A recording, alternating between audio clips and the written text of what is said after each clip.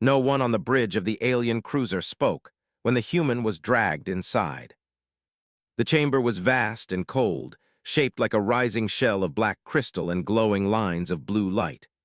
Tall alien guards stood in perfect silence, their armor sharp and elegant, their weapons humming softly. At the far end, upon a raised platform, sat the alien princess of the Virelian Empire. She was feared across 7 systems. Princess Zyra Viral had conquered worlds before reaching maturity. Her voice alone could command armies. Her presence had broken enemy leaders without a single blow.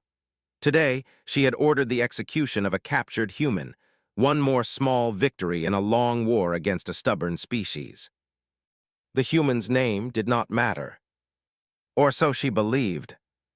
The guards threw him forward. He stumbled, caught himself, and stood upright. His wrists were bound by glowing restraints. His clothes were torn from battle and travel, stained with dust and blood. He looked small in that massive hall, fragile, alone. Princess Zyra rose from her throne. "Human," she said, her voice sharp and clear, echoing through the chamber. "Your kind resists when defeat is certain. You trespassed in Virelian space. For this you will." She stopped. The words froze in her throat. Because the human lifted his head. The light from the ceiling struck his face fully for the first time. And Princess Zyra forgot how to breathe. His eyes were not filled with fear. They were calm, steady, deep with something she had never seen in any species she had crushed. Not defiance, not arrogance. Understanding. He was young, yet worn by loss. His face carried scars, old ones healed badly, earned slowly. His expression did not beg, it did not plead, it did not rage. It simply endured. The princess felt something strange tighten in her chest. Around her the guards shifted. They sensed the pause, they sensed something was wrong. Zyra's fingers curled slowly. "State your designation," she demanded, trying to recover her authority. "My name is Ilias," the human said. His voice was quiet, no tremble, no challenge. "Just truth." "You are alone," Zyra said. "Your fleet is destroyed, your people abandoned you."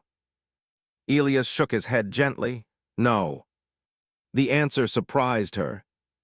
"They are gone," she snapped. "We burned their ships." "I know," he said. "I watched." The chamber grew colder. "You still speak," she said, stepping closer, her long shadow stretching toward him. "Why?" Ilias met her eyes again. "Because if I stay silent, then everything they were ends with me." The words struck harder than any insult. Princess Zyra had executed thousands. She had heard screams in 100 languages. None of them sounded like this. There was no hatred in him. "Only wait. You threaten my empire by existing," she said. "I don't want to," Ilias replied, "but I will if you make me." A murmur rippled through the guards. Zyra raised her hand sharply, silencing them. "You stand before me in chains," she said coldly. "Do not pretend power." Ilias looked down at the restraints, then back up. "These only stop my hands," he said. "Not what I remember, not what I learned, not what I am willing to do." For the first time in her life, Princess Zyra felt uncertainty. She circled him slowly, studying every detail of his face, the lines around his eyes, the tight jaw, the way his breathing stayed even despite the danger. He had lost everything, and yet he stood as if he still had something to protect. "Humans are said to be weak," she said quietly. Ilias almost smiled. "That's what they always think," he replied. Silence fell again. Princess Zyra stopped directly in front of him. She had planned to end this quickly. A threat, a sentence, an execution broadcast across the empire. Instead, she found herself staring at a mirror she did not understand. She lowered her voice so only he could hear. "What are you?" she asked. Ilias answered without hesitation. "I'm what's left." The princess straightened suddenly. "Take him," she commanded the guards. "To containment, alive." The guards hesitated, shocked. "Alive," she repeated louder now. As they pulled Elias away, he did not resist. He did not look back. But Princess Zyra remained standing long after he was gone, her heart pounding. Because for the first time since becoming heir to the Viorlian throne, she realized something terrifying. The human had not looked at her like a monster. He had looked at her like a choice. And that frightened her more than any weapon. The containment level was buried deep inside the alien cruiser, far from windows and far from mercy. Elias sat alone in a smooth, circular cell made of pale energy walls. The floor was warm, the air carefully balanced to keep him alive. The restraints were gone, but invisible fields hummed softly, reminding him that freedom was an illusion. He did not move. He had learned long ago that panic wasted strength. Hours passed, or maybe minutes. Time felt different when hope was thin. Elias closed his eyes, and memories returned without permission. He remembered Earth's sky, not as it was in pictures, but as it felt, wide and careless. He remembered the sound of rain hitting metal roofs in refugee camps. He remembered the last human transmission, breaking apart with static and screams. If anyone hears this, survive. That was the final order. Not fight, not win. Survive. The door to the cell shimmered. Princess Zyra stepped inside alone. She wore no armor now, only a flowing garment of dark silver fabric that marked her royal bloodline. Without her guards, she looked almost fragile. Almost. Elias opened his eyes and stood slowly, careful not to seem threatening. "You ordered my death," he said calmly. Zyra folded her hands behind her back. "I changed my mind." "Why?" She hesitated. The pause was small but real. "Because you did not beg," she answered. "Because you looked at me as if I was unfinished." Elias tilted his head slightly. "You are." Her eyes narrowed, careful. "I am not insulting you," he said. "I'm stating a fact. You haven't decided who you are yet." The hum of the cell deepened. The ship reacted to her rising stress. Zyra took a slow breath. "You humans are strange. You speak as if words can shield you." "They can," Elias said softly. "Sometimes." She stepped closer. "Tell me why your species resisted when defeat was inevitable." "Because defeat isn't the same as surrender," he replied. "You lost everything." "Yes. And yet you stand." "Yes." She studied him again, searching for deception. There was none. "Your face," she said suddenly. "It carries grief without madness. Most species break." Elias looked away for the first time. "We did break, just not all at once." Silence filled the cell. Zyra felt it pressing against her thoughts. She had ordered planets burned. She had watched stars go dark. Yet this quiet conversation felt heavier than any battlefield. "Your empire calls humans pests," she said. "Short-lived, emotional, unstable." He met her eyes again. "We are, that's why we're dangerous." That answer unsettled her. "What would you do," she asked, "if I released you?" "I wouldn't run," Elias said. "I would look for what you're hiding from."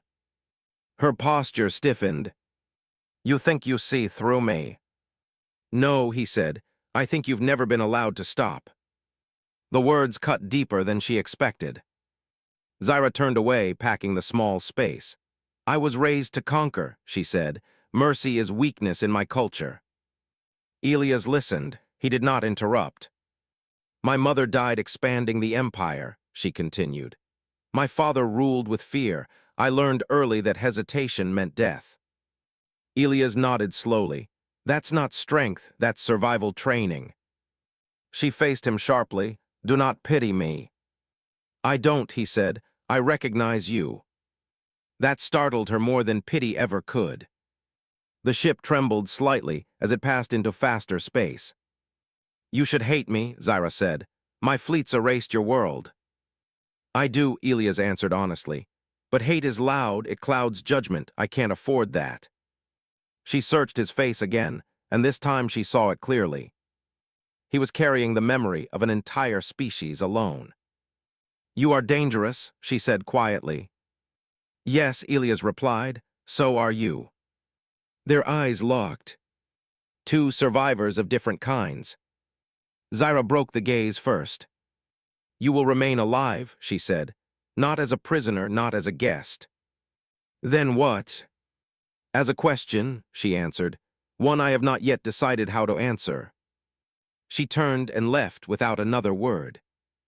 The door sealed behind her. Elias sat back down slowly, heart steady but heavy. For the first time since Earth burned, he felt something shift. Not hope. Something more fragile. Uncertainty. And somewhere deep in the hull of the alien cruiser, Princess Zyra paused alone in a dark corridor, her reflection staring back at her from the polished walls. For the first time in her life, conquest felt incomplete. The alien cruiser slowed near the edge of a dead system. No stars burned there, only broken light and drifting debris, remains of a civilization erased long before humans ever reached the stars. The Virelians used this place for judgment. Nothing living could listen. Nothing could interfere. Princess Zyra stood in the observation chamber, staring into the void. She had not slept. Elias was brought to her again, this time without force. Two guards escorted him, then stepped back at her signal. He noticed the view immediately, the wreckage, the silence. This place is familiar, he said. Zyra turned slightly. You recognize extinction. Yes. She gestured toward the shattered planets outside. This species defied us. They believed themselves eternal. Elias folded his arms loosely. So did we. Zyra studied his reflection in the glass. Tell me about Earth. He was quiet for a long moment. It smelled alive, he said finally. Even the cities, food, rain, metal, people, always noise, always movement. She waited. When the first ships fell, he continued, we thought it was a misunderstanding. Then the skis burned. Then the oceans boiled near the impact zones. We learned fast, too fast. Zyra felt something tighten in her throat. You fought back, she said. We tried, Elias replied. Not to win, just to delay you long enough for some to escape. And did they?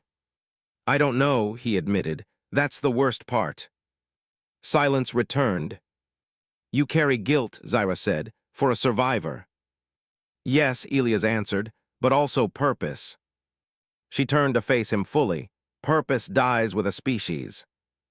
No, he said gently, it changes shape. Zyra signaled and the room darkened. A hologram ignited between them, human records pulled from his ship before capture. Footage of evacuation corridors, children being pushed into escape pods, soldiers holding doors against impossible odds. Zyra had ordered these images reviewed. She had not expected them to hurt. These humans knew they would die, she said. They chose how, Elias replied. One clip showed a human medic staying behind with wounded aliens, civilians caught between fleets. Zyra froze the image. Why would they help us, she asked. Elias stared at the image, eyes dark. Because we didn't know how to stop being human even at the end. Her chest ached. You could have surrendered sooner, she said, almost accusing. And lived under your rule, Elias asked quietly. That wouldn't be living. Zyra turned away sharply. Outside, the dead system swallowed light. You challenge everything my empire is built on, she said. If my people see you as you are, they may question me. That's why I'm dangerous, Elias said. Not because I can fight, but because I remind you of choices. Zyra's hand tightened into a fist. You want me to betray my kind? No, Elias replied. I want you to decide who they become next. She laughed once, bitter and short. You speak as if you matter. Elias stepped closer to the glass. I matter because I am the proof that even crushed, we leave marks. The ship trembled again, this time from external impact. An alarm flared.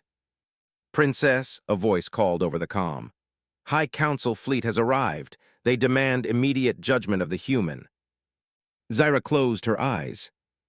The High Council, ancient, unforgiving, they would see Elias as a symbol that needed to be erased. Bring him to the trial chamber, she ordered. The guards hesitated. Both of us, she added. The chamber filled with towering holograms of Virean elders, their forms sharp and cold. This human contaminates your judgment, one elder hissed. He should already be dead, another said. Zyra stood tall. He will speak. Elias felt dozens of alien minds press against him. Why should we spare you? An elder demanded. Elias looked around the chamber, then spoke. Because if you erase me, he said, you erase the last witness to what blind victory costs. Mocking laughter rippled through the council. Zyra raised her hand. Silence, she commanded. The elders paused, shocked. She had never interrupted them before. Elias looked at her, surprised. Zyra met his gaze. And in that moment, standing between extinction and obedience, Princess Zyra realized something irreversible. She could no longer pretend she had not seen his face. And the echo of humanity was now inside her empire. The trial chamber was immense, stretching higher than any human mind could imagine. Its walls shimmered with alien runes, glowing faintly as if the air itself remembered the judgments passed there for millennia. Dozens of Virean elders hovered in hovering thrones, their faces expressionless, their eyes like shards of ice. Elias was led forward, hands still unbound, though the invisible fields kept him confined. He could feel the weight of centuries pressing down, the weight of an empire that had never known mercy. Yet he walked steadily, shoulders straight, head high. Princess Zyra followed him. Her robes flowed behind her, dark silver streaks catching the cold light. She carried no weapon. None was needed. The chamber itself seemed to recognize her authority. And yet in the deepest part of her mind, fear gnawed, not for herself, but for the fragile humanity standing beside her. The eldest of the council spoke first. You, human, stand accused of trespassing into Virean space. You are a pest, a threat, and a reminder of your species' fragility. Why should we not end you now? Elias met every gaze with calm defiance. Because you have not seen what humans truly carry. His voice did not shake. You have only seen how we fall. You have never seen how we endure. You have never known how we can inspire even those who hold us captive to question themselves. A ripple of confusion passed through the council. Murmurs echoed like distant thunder. Do not speak of inspiration, another elder hissed. Your species is weak, your resistance is futile, your existence is a blemish. Elias shook his head slowly. No, weakness is not what you see in my people. Weakness is what you imagine because you cannot comprehend hope that survives annihilation. He paused, letting the silence weigh against the council. The chamber seemed to breathe with him. Princess Zyra stepped forward. He speaks truth, she said. Not as a warrior seeking to conquer, but as one seeking to survive. I have seen his face. I have seen the weight he carries. And I tell you now, he is not your enemy in the way you think.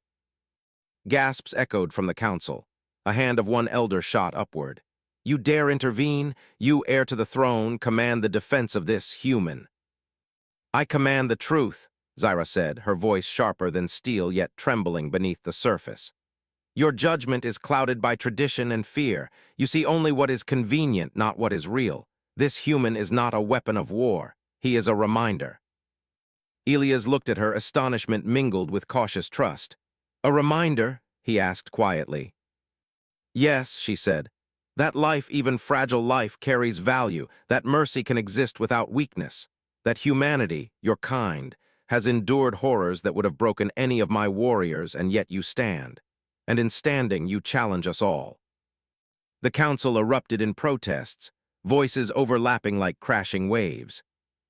You will destroy your empire if you follow this foolish sentiment, one elder snapped. You misunderstand, Zyra said, raising both hands, the chamber stilled at her command. I am not asking you to follow sentiment. I am asking you to consider truth. Elias is here alive because he deserves to be, and in sparing him you test not only his strength but yours. Are you capable of seeing beyond conquest? Elias felt a tremor of emotion, something he had thought buried beneath years of loss. He realized for the first time that someone of immense power believed in him not for what he could destroy, but for what he had survived. The eldest elder slammed a clawed hand against the podium. "Enough! You have been softened by a human. Audacity, you risk everything. The Empire will not allow this." Zyra's eyes burned with determination. Then perhaps it is time the Empire remembers what it truly defends, not fear, not obedience, life. For a moment the chamber was silent. Even the shadows along the walls seemed to hesitate. Elia stepped forward slightly. "I am not here to conquer. I am here to endure. And if my endurance shakes the convictions of those who see only power, then perhaps that is the legacy humanity leaves." The council whispered among themselves. Unheard words, doubts forming like cracks in ice. Zyra looked at him, her heart pounding. For the first time in her life, she understood the dangerous power of one human life. It was not the power to destroy. It was the power to make even the unyielding question themselves. And for the first time, Princess Zyra wondered if she had been fighting the wrong battles all her life. Outside the chamber, stars drifted silently, indifferent yet watchful, as a single human and an alien princess stood together against an empire's unrelenting certainty. The first fracture had begun, and nothing would ever be the same again. The council chamber remained tense long after the trial ended. The elders retreated to private debates, their faces twisted with disbelief and anger, yet none dared challenge Princess Zyra openly. She had spoken with authority they had not expected, and the weight of her command still lingered in the air. Elias stood quietly in the corner, observing the alien hierarchs. Every muscle in his body was alert, but his mind was calm. He had survived more than loss. He had survived disbelief, destruction, and the cold indifference of the stars. Here, in this place of judgment, he found himself wielding a new kind of power, the power of being seen as more than a victim. Zyra returned to him, her steps echoing on the smooth, polished floor. "You are still alive," she said softly, almost as if she were surprised by it. "Even after everything." "I am alive because you chose it," Elias said. "Not for mercy, not for weakness, because you saw something in me you cannot ignore." Her eyes met his. "Something human," she admitted. Her lips twitched slightly, though she did not know if it was a smile or a grimace. "And it makes me question more than I ever expected, not just about you, about myself." Elias' gaze softened. Questioning isn't weakness, it's survival. Outside the chamber, alarms flared. A smaller fleet of Virelian ships had appeared at the edge of the system, an unexpected force demanding immediate action. The High Council's reach was vast, but it had underestimated the ripple of a single decision. Zyra turned to the communication console. "They want to see the human executed before leaving. They do not understand what has begun here." Elias followed her gaze, noticing the tension in her shoulders. "Then we have little time." "Time is not ours," she muttered. "We are constrained by duty, tradition, and the Empire's endless expectations." "You have already defied them once," Elias said. "You can do it again." Her eyes narrowed. "And what if I fail?" "You will not fail," he said, "because you've already begun." Zyra exhaled slowly, trying to push away the fear that clawed at her chest. She had never faced an enemy she could not fight physically, but now she confronted one that touched her mind, her beliefs, and her purpose. And Elias, the human she was meant to despise, had become both the catalyst and the mirror. The chamber doors opened suddenly. A messenger, young and trembling, reported, "Princess, the High Council's emissaries demand your presence. They will leave in 10 minutes if their demands are not met." Zyra's jaw tightened. "Then we will go," she looked at Elias. "Not as prisoner and executioner, not as captor and captive, we will go together." Elias tilted his head, uncertain. "Together." "Yes," she said, "because if I leave you behind, your face, the proof of what humans endure, will be silenced forever, and I cannot allow that." They moved quickly through the corridors, guards and attendants parting instinctively. Zyra's confidence had shifted from command to conviction, a conviction that grew stronger with every step Elias took beside her. They arrived at the docking bay. The emissaries' ships hovered, black and threatening, their weapons primed. Zyra stepped forward, her stance unyielding. She was not threatening them with brute force. She was threatening them with the truth that one human could challenge an empire's certainty simply by existing. The emissary's leader hailed her. "Princess Zyra, surrender the human. He is to be executed immediately." Zyra lifted her voice, steady and resolute. "He is not yours to execute, not because I say so, but because his life proves something your empire refuses to see." A flicker of doubt passed over the emissaries' faces. They had never encountered such defiance, not from royalty, not from any soldier. Elias remained calm beside her, and she realized that his strength did not come from weapons or fleets. It came from endurance, from the unshakable conviction that he still had a role in the universe despite every loss. "You are risking everything," Elias said quietly.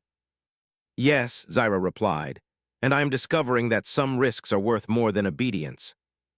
The emissaries hesitated. The seconds stretched like hours. And in that tense silence, Zyra felt something unfamiliar: hope. Not just for herself, but for the human standing beside her, and for the possibility that the Empire could see beyond fear and control. A single choice, a single human, had begun to fracture the throne. And nothing, not tradition, not fear, not war, could undo the shift that had already begun. The stars outside the bay glimmered cold and distant, yet for the first time in centuries, they seemed almost alive.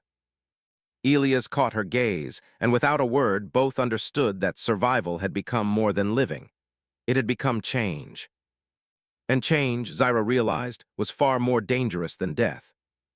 The cruiser descended slowly toward the surface of an uncharted planet, a world of pale green forests and rivers that glimmered like liquid silver.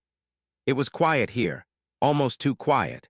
Even the ship's hum seemed respectful, as though it sensed that the moment ahead required patience. Elias followed Princess Zyra across the observation deck, watching her movements closely. She had changed since the trial. The rigid confidence that had once defined her now intertwined with hesitation, a new kind of strength forged from doubt. "Why here?" Elias asked, his voice soft. Zyra turned to him, eyes unreadable. "Because it is untouched, no fleet, no empire, just possibility." He nodded slowly. He understood. Possibility was rare and fragile. The galaxy often punished those who hoped for it. They were alone in the shuttle bay, save for the minimal guards who now watched silently, uneasy at the absence of conflict.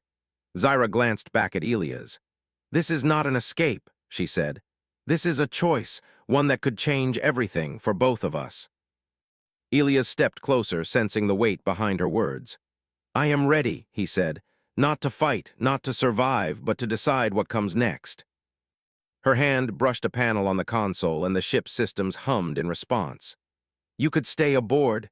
You could leave this planet. You could live quietly, hidden from the Empire." "And forget what humanity endured?" Elias asked, shaking his head. "I can't do that, I won't." Zyra studied him, her expression softening. "And if I stand with you, I risk my crown, my life, everything I have ever known." "You already risked everything to let me speak," he said gently. "To show the council what you saw, that's more than courage, that's change." Her chest tightened. She had been trained to conquer, to dominate, to obey the expectations of a system that never tolerated hesitation. Yet Elias had shown her a different kind of power, the power of persistence, of moral clarity, of endurance in the face of destruction. "I don't know if I can," she whispered. "You can," Elias said firmly, "because you've already done it. Every word you spoke in that chamber was a choice. Every step toward me today was a choice. The only difference now is that you will choose freely, not because of duty, not because of fear, but because you see what's right." The shuttle's doors opened. Light from the planet below spilled into the bay, casting long shadows that seemed to stretch across time itself. Birds, or creatures like birds, took flight across the forests, their wings catching the pale sunlight. Life, vibrant, persistent, and alive. Zyra exhaled slowly. "I've always ruled by control," she said. "By command, by fear. I never imagined that understanding could be stronger." Elias stepped closer to her, his gaze steady and calm. "Control can enforce obedience. Understanding inspires loyalty. Mercy can guide what cruelty never could. Her eyes glimmered. For the first time, doubt was no longer her enemy. It was a guide. And as she looked at Elias, she realized that the human she had once been prepared to kill had become her compass. The shuttle engines roared as they prepared to descend. Outside, the forest stretched endlessly, untainted and free. Elias extended his hand. "Then we decide," he said. Zyra hesitated only for a heartbeat, then took it. The warmth of his grip reminded her that some decisions were heavier than crowns, and yet far more liberating. The shuttle touched the surface with gentle force. Dust rose in pale clouds, then settled. The planet welcomed them silently, indifferent to the histories they carried with them. As they stepped onto the soft ground, Zyra felt something she had never experienced on a throne or battlefield. Peace, tentative, fragile, yet undeniable. "This is only the beginning," Elias said. "We have to face the Empire. We have to show them that one human and one alien who chooses differently can shift worlds." Zyra nodded, looking down at the forest stretching beneath their feet. "And we will," she said, "because surviving is not enough. We have to live with purpose, together." For a moment they stood in silence, listening to the quiet music of life around them. The whispering wind, the rustling leaves, the call of creatures unseen. And in that silence, the impossible became real. Two beings from different worlds, bound by choice rather than blood, faced the future together. A future that was no longer dictated by fear. A future shaped by courage, by endurance, by humanity. And for the first time in centuries, Princess Zyra felt hope, not the hope of conquest, but the hope of change. The first light of the alien sun stretched across the horizon, painting the forests in shades of gold and green. Birds, unlike anything Elias had seen, took flight, weaving patterns that reminded him of the constellations he had once navigated in the void. The air smelled alive, full of life and renewal. Elias stood at the edge of a cliff, gazing at the rivers below. He had survived death, betrayal, and the destruction of his people. Yet he was not just surviving now. He was witnessing the beginning of something far greater. Beside him, Princess Zyra watched silently, her eyes reflecting the rising light. "This planet, it feels different," Elias said. "Like the first day we could choose freely without fear." Zyra nodded. "It is different, and so are we." Elias glanced at her, remembering the first time he had seen her face in the trial chamber. Then she had been an unyielding force, a conqueror who commanded death without hesitation. Now she was something else entirely, an ally, a guide, someone willing to question her empire herself and what she had been taught to value above all. "I never thought a human could change me," she admitted softly. "Not by strength, not by words, by just being." Elias smiled faintly. "Sometimes that's all it takes, presence, endurance, choices." Zyra turned to him, her expression both serious and fragile. "The council will come. My fleet will come, they will demand obedience, they will call this betrayal, and yet I will not return without you." "I don't need protection," Elias said. "I need understanding, and now I have it in you." Her lips curved slightly, a rare smile. "Then we face them together." The first fleet arrived on the horizon, sleek warships glinting in the sunlight. Zyra's advisors appeared behind her, voices rising in panic. But she held up a hand, silencing them. She had learned that fear could be countered not with weapons, but with conviction. When the Virelian fleet descended, Zyra stepped forward, her presence commanding. "This human stands not as a threat, but as a reminder," she declared. "A reminder that life has value beyond conquest, beyond obedience, that mercy is not weakness, and that true power lies in understanding, not fear." The fleet commanders hesitated. They had never heard their princess speak this way. The words carried weight, and the calm beside her, the human Elias, made her declaration impossible to dismiss. Elias stepped forward, his voice steady.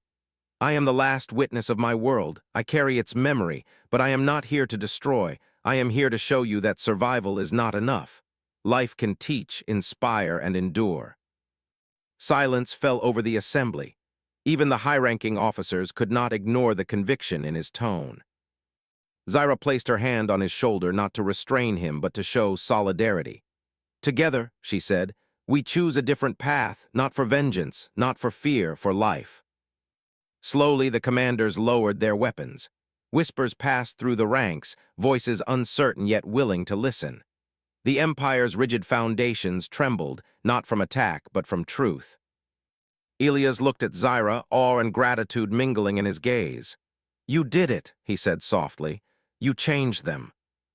"No," she replied. "We did it together, one human and one princess. That is enough to spark change." The sunlight glinted off the forest below, reflecting in the eyes of those who watched from the ships. A new dawn had begun, not just on this planet, but within the hearts of an entire empire. Elias inhaled deeply, feeling the weight of history lift slightly from his shoulders. "Then we start," he said. "We rebuild, we teach, we survive, not as conquerors, but as guardians of life." Zyra's eyes shone with determination. "And if they resist?" "They will see," Elias said. "Eventually they will see." Together they stood on the cliff, facing the rising sun, knowing that their choices had already changed the course of countless lives. The galaxy would remember this day, the day a human survived, the day a princess dared to choose differently, and the day hope returned to a universe that had forgotten it. The wind whispered through the trees, carrying with it the promise of a new era. And in that quiet, sacred moment, both human and princess understood that they had not just survived. They had become the beginning of something extraordinary. A new empire was possible, not ruled by fear, not conquered by force, but guided by courage, endurance, and the unexpected strength of humanity.